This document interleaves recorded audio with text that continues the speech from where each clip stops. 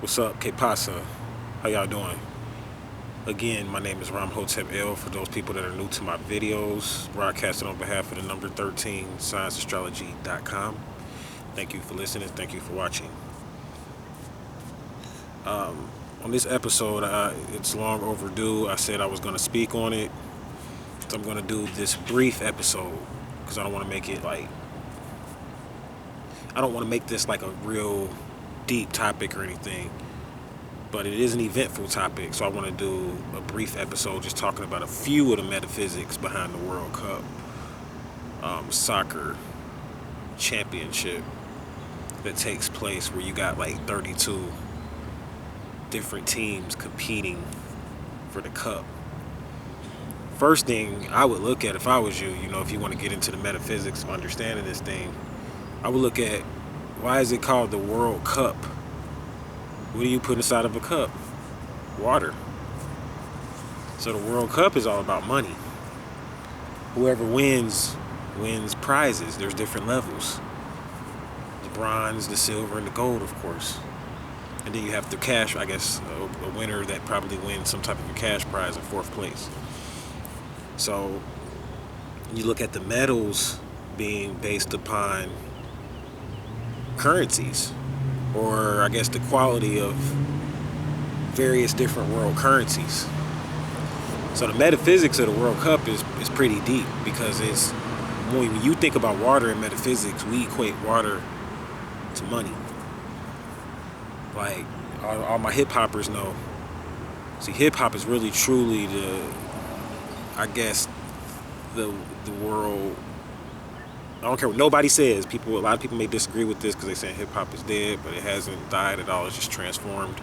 But I believe totally that hip hop still is probably one of the most relevant tools in making metaphysics relevant in this day and time. As well as this World Cup thing, though, which I'm about to break down. That's why I'm bringing up hip hop and the World Cup, because I see a connection. Totally see a connection between music and the World Cup, because of the fact that soccer is so universal. It is the oldest sport. It's the original sport. This sport came from another planet. You got to remember that. The Anunnaki came and taught Homo sapiens or mortals or Homo sapiens sapiens how to compete, according to the ancient texts. And you guys know that's what I, pretty much, let's just say believe in for now, but that's what I know to be the truth. So the Anunnaki came and taught that. Sports and competition, and this is how humans settled their differences. This is how, a lot of times, like when we were more civilized, this is how wars were fought. We didn't fight wars. Nobody killed people and all of that. They had a game. And whatever you put the bets on the game, now if you may say, okay, whoever wins this game got to come up with this amount of resources. Whoever loses this game, is going to lose this amount of resources or whatever, or whatnot, or what may have you. But at the end of the day, wars were fought over games, so it was more sophisticated, actually. That was a sophisticated way to compete, because humans, we're naturally competitive. When you read about the stories of Anunnaki, don't let them fool you. And people try to say that I teach a watered-down version of the world powers. I told you the world powers was cutthroat. I told you that the ETs was cutthroat. It's fuck. It's just like the hood. Like, you need to watch gangster movies and then study this type of information. Don't go studying religion in the church and all that if you want to get into studying ET type of information. Watch the gangster movies and then go and get into the ET information. I know I'm saying a lot here. I'm going to get back to my point. So my point here that I'm making is that the World Cup is universal. It links into music. And this is how debts are decided amongst nations. This is how beefs and rifts are ended or supposedly squashed between different families. We play it out. Let's get on a chessboard. Let's get together some soccer teams. Let's play that game. That this is how we did things as when the ancients did things. And then now you got, these people up here that want to go fight and stuff. So the metaphysics of the World Cup is dealing with money, but money is the exchange. So it's more than money. It's the blood over a period of time, and that's why it's like every so many years, just like the presidential elections, it's like every 4 years. Because over a 4-year period, you got to think over 4 years, new beefs are going to come up, new problems are going to come up, because it's all about progress. I was looking at Brazil's flag, and their flag is interesting because Brazil's flag says order and progress. And no, I'm not a Brazil fan. I wasn't rooting for Brazil, if you're asking that. Just throwing it out there. So people may see me with this color, like, oh, you root for Brazil. Everybody want to know who you're rooting for when you do these sports videos because they get all emotional. Like, I'm not disclosing that. I don't want to talk about that.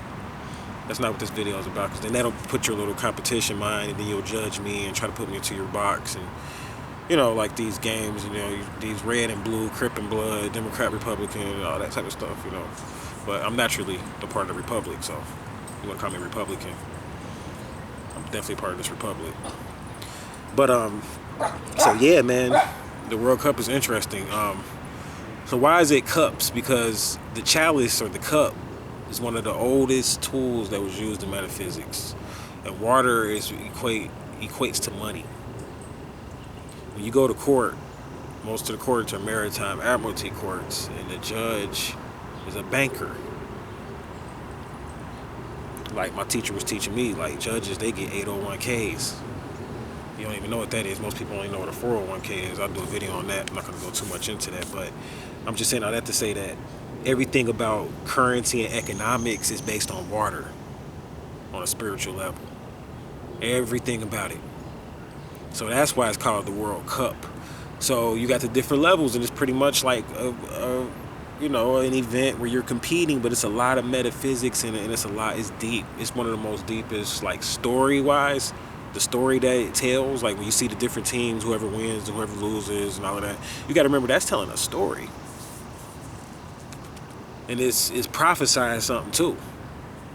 It's prophecy, but it's also telling a story of something that went down over the past 4 years, but then it's prophesying the winner, wise, it's prophesying how the future will go, predicated upon the story and understanding the different nations and how they're divided up. Now, there's way more than 32 different nations, so you might be asking yourself, how come every nation isn't represented? How come some teams, you got to remember, some nations fall up under, more than one nation can fall up under one team. That's when it gets deep. You got to remember the World Cup is, soccer in general, to me, is the most lucrative. I know for sure, I haven't researched the numbers. I probably should have, but from what I believe, when I researched it years ago, soccer was more lucrative. The true football is more lucrative than any other sport out there, because every nation has a soccer team. They trying to compete and get them into these different leagues. And this is the FIFA World Cup. So the FIFA World Cup was controlled predominantly, from my research, it comes out of the Catholic Church, or comes out of the circle. Remember I told you the church means the circle. So this is the real live occultists that really put this thing together. Because even those people that's in the Catholic Church and things of that nature, they study the occult. They into deep metaphysics and mysticism and spirituality. So the World Cup to me is the most occult sport there is. Soccer in general, especially the World Cup challenge and event. From what I mean, I just got into it. So I'm not going to act like I've been watching this shit for years, but I've been studying economics for years, though. As soon as I started watching it, I'm into the occult and metaphysics, so like, a couple of my friends that's been playing soccer for years was like, yeah, man, why don't you check out the World Cup or whatever. They've been playing soccer since they was kids. These guys like 50 years old. I hang out with older people, so these guys, they're in their 50s and shit, and they're like, why don't you tune into the World Cup, check that out, man. Like, they know I'm into this, they know I make the videos and I'm into this type of stuff. I get to checking it out, and I'm like, man, mind blown just looking at the stories that it's telling and how it just links up and lines up with the Starseed movement and music and the music movement and hip hop and everything. So it's deep. But check it out. It's pretty much, I think this is the last day for it.